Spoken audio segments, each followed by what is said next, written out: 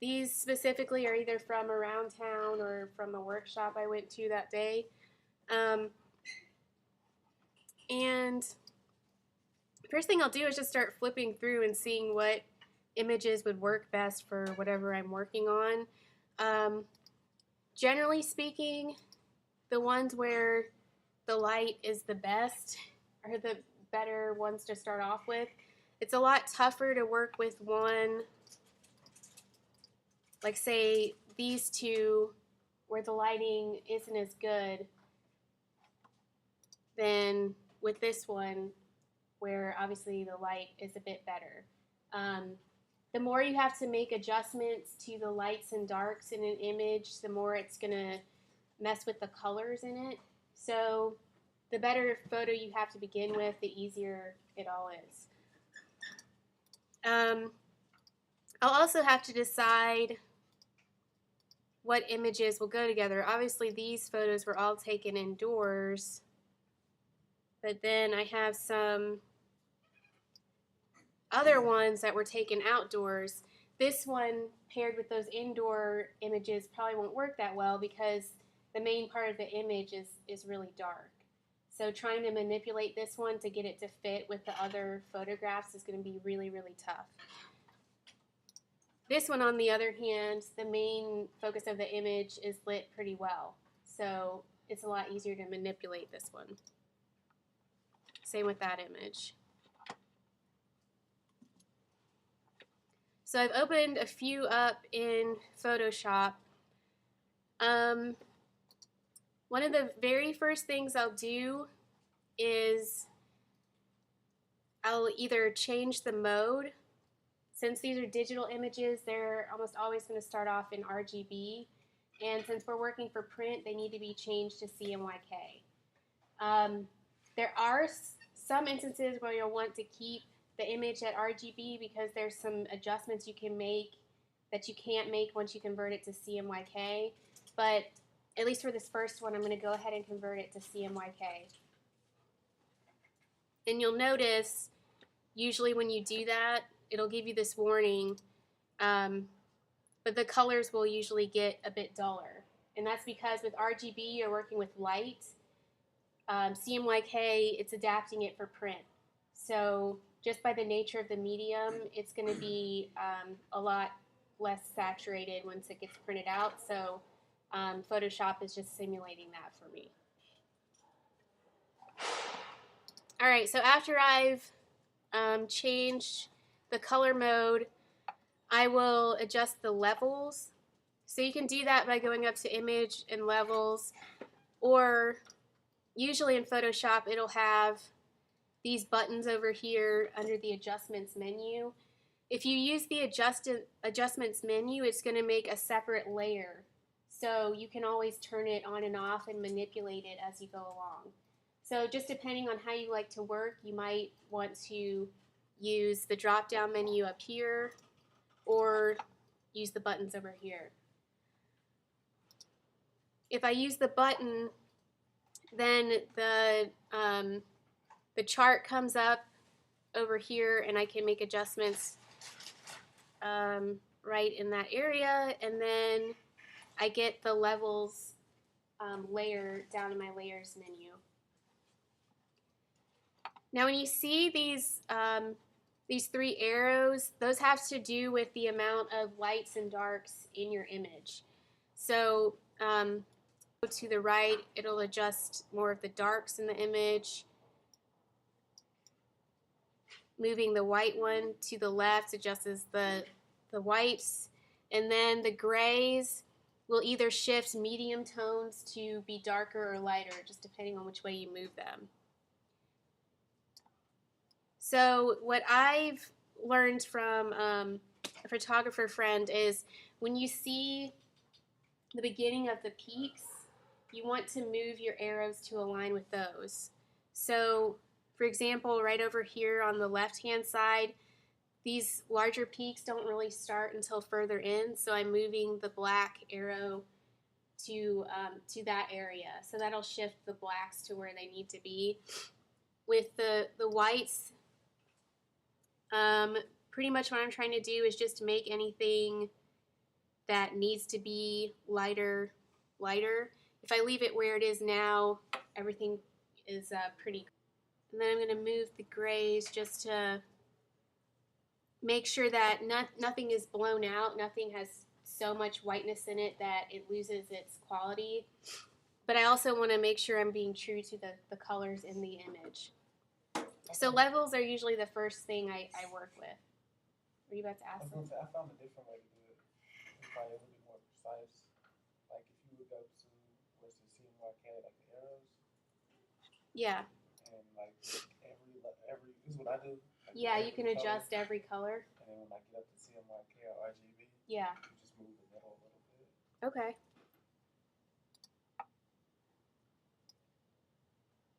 Yeah, so that'll adjust the lights and darks according to each individual color. So that's another way to approach it.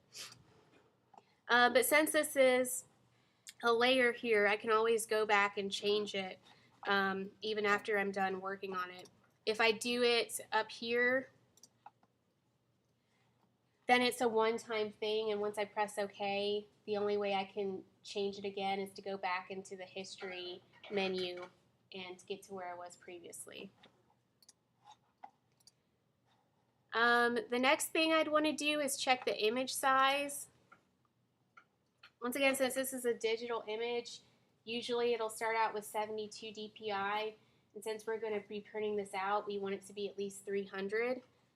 So without the resample image button checked, I'm going to put in 300 dpi. Depending on the quality of the photograph to begin with, it'll adjust the dimensions. So generally speaking, the higher quality of the image to begin with, the better it will scale down to 300 dpi. If for some reason I change it to 300 and this becomes very, very small, you can try resample image. Keep the resolution at 300 and then change the height and width to fit your final output. It will probably alter the image a bit. Usually it'll make it a little bit fuzzy. The general rule is you don't want to have to increase the size too much because the image will break down and you'll see the little pixels in it. So it's better to start off with a larger, higher quality image than to try to take a smaller one and make it bigger.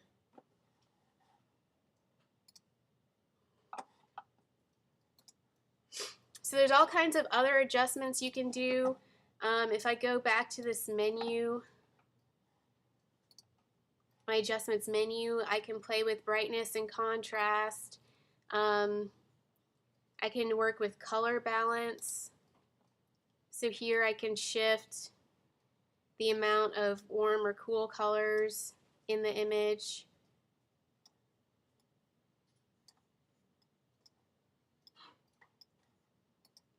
And I can adjust that with the shadows, highlights, and midtones.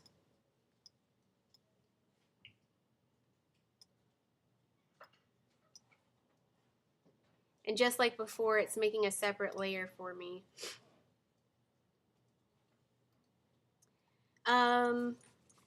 So let's say that these are some of the features that I want to carry over into another photograph. What I would do is I'm going to pull this image aside and pull up another image I want to work with. I'm going to go ahead and take this second image and change it over to CMYK.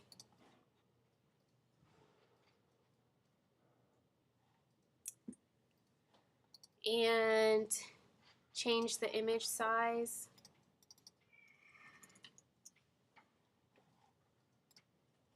But what I can do, since these are separate layers, I can select these layers and click and drag them over to my photograph, and it automatically puts them into the new photo. So that's kind of a quick way to be able to take the features from my original edited photo to another one. It may be that with this second image I need to go back and adjust things like the levels, But since these are layers, I can easily go back and do that.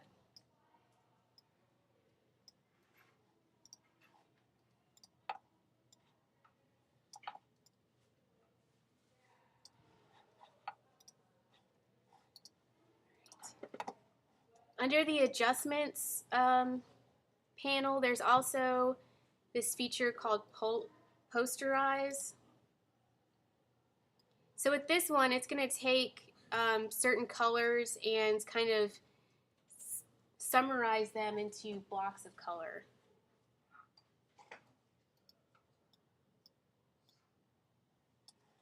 Let me see. And I'm going to turn these other layers off to kind of focus on it.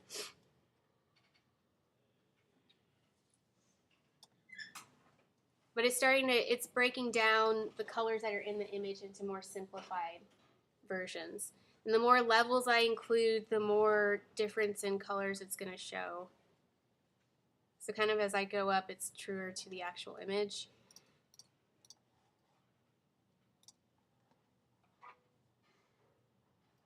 Another thing that I like to use is the gradient map. So with the gradient map, you'll have to decide on the colors that you want to use within your image. If you click on the bar here, you can put in your own colors for the gradient. So let's say I want to start with blue and green. And you can see from the preview, it's taking the lighter areas, replacing it with the yellowish green, and the darker areas are replacing with the blue. This is a really quick way to make your image look like a duotone print. So if I wanted a middle tone color, I could choose that as well, and it gets input into there. And that gets put into a separate layer, so I can always turn it on and off and see what it's doing. I can also play with the opacity, so if I want to show some color from that gradient map, I can put it on there, but maybe it's just kind of like a wash over the original image.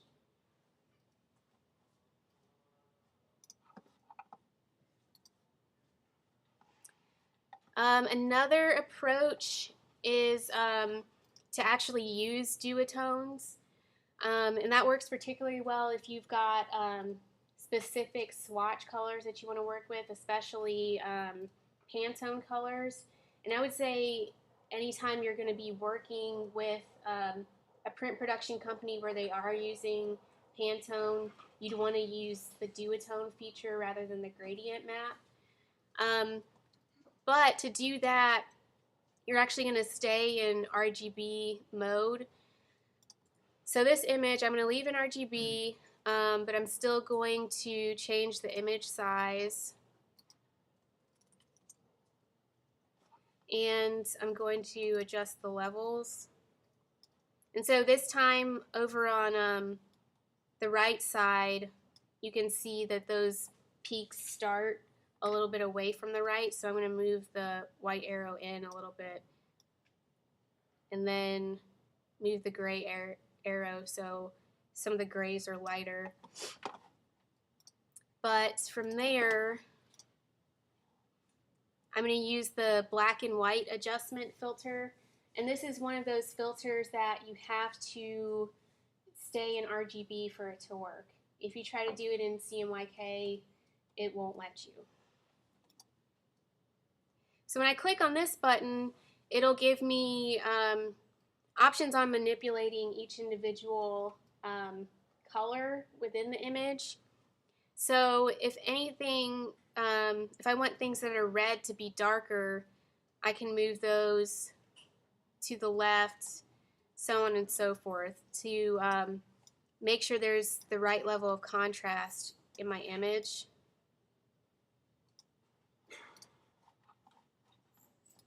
Let's say that's the way I want it. From there, I'm going to save it or change the mode to grayscale. It's going to ask if I want to flatten it. If You have to remember, if I'm going to go in and flatten it, it's going to rasterize everything. I'm going to lose my layers. So just make sure you're ready to go on to this point, because you can't go back.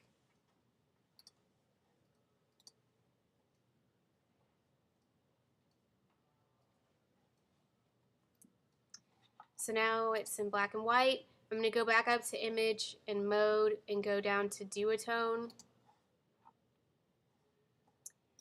And you get up to 4 options for colors to put in here.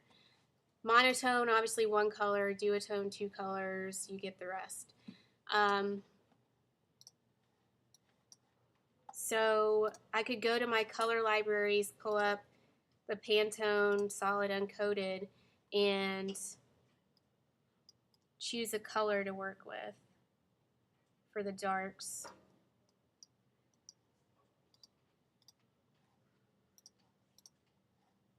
And then choose another color for the lights. And these lines next to the color box represent a curve that you can adjust. And so that'll tell Photoshop how much of the color you want in the lightest parts of the photo, how much you want in the darkest parts, what you want in the middle.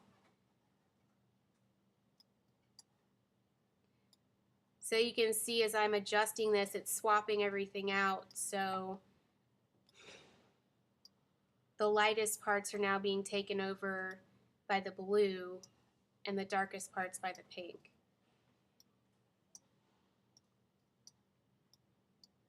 But I can also move this curve around and just kind of see what's going to work best for the image I want to produce.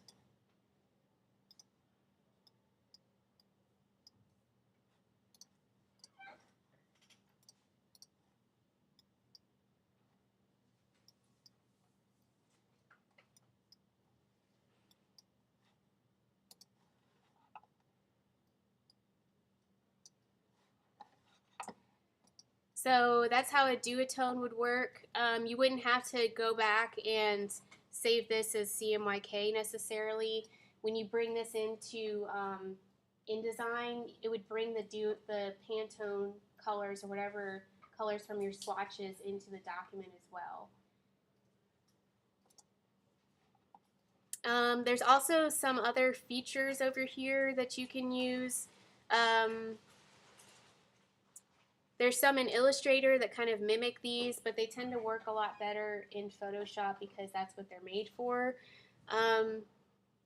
One that works really well in particular with the duotone, or a very stark contrast between colors, is the color halftone.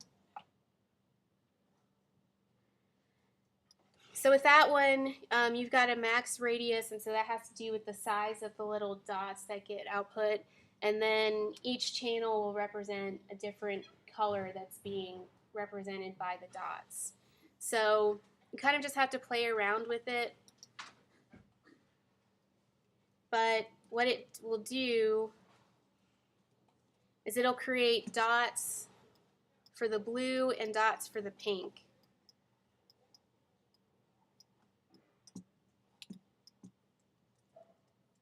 And when those get overlapped in different ways, you get different different tones. Now from here, I can still go back and edit the duotone. To edit it at any time, you'd have to go back up to mode and duotone and click on the graphs and things.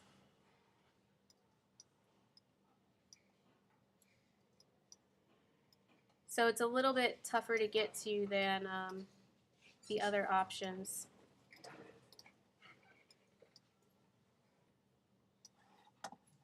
But that's one feature you can work with.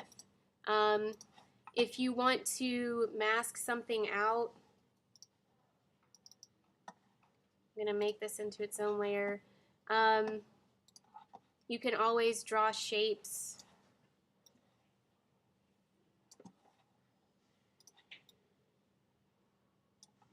onto your image.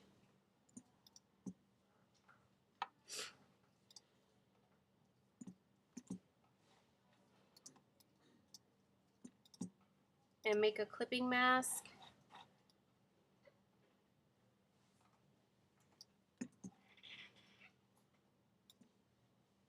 Or the alternative would be to just take this into InDesign and you can crop it out in a similar fashion. But one of the things with this is if you wanted to do something like a special drop shadow or inner glow, you can do that pretty easily in Photoshop.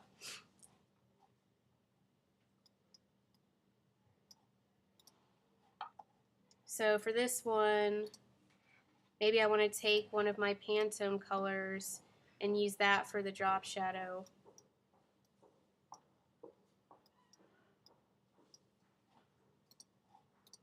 And I'm going to put a new layer of white in the back.